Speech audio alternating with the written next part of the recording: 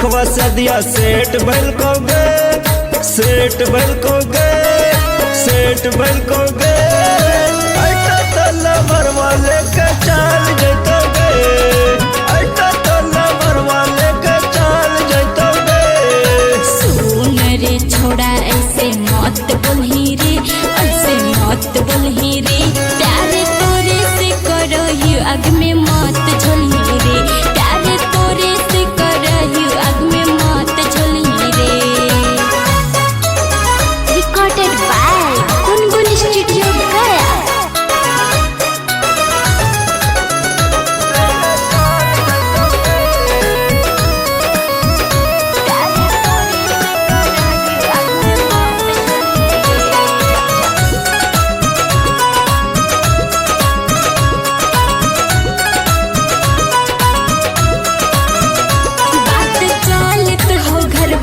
तो डोली कहरवा लेके चल न सहरवा, न त खाइब जहरवा।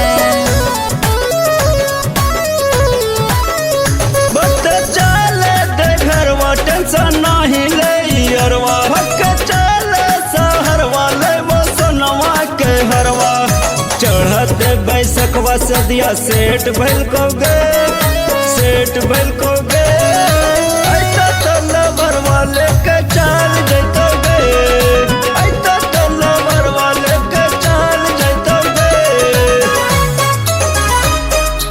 Produced by Bulbul Music Boy.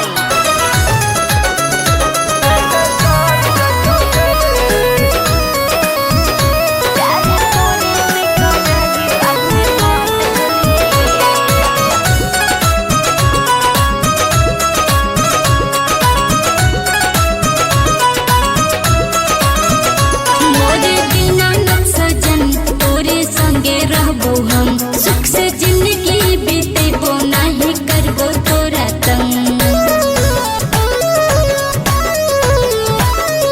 हमर सुना रानी अभी जिंदा बनी, रात में भाग चलल जाई केहू नाही जानी। चढ़त बैसखवा सदिया सेठ भइल को गे, सेठ भइल को गे। ऐसा तल्ला भरवा लेके चल जैतो गे, ऐसा तल्ला भरवा लेके चल जैतो गे। सुन रे छोड़ा ऐसे मत बोलही रे, ऐसे मत बोलही रे, ऐसे मत बोलही रे।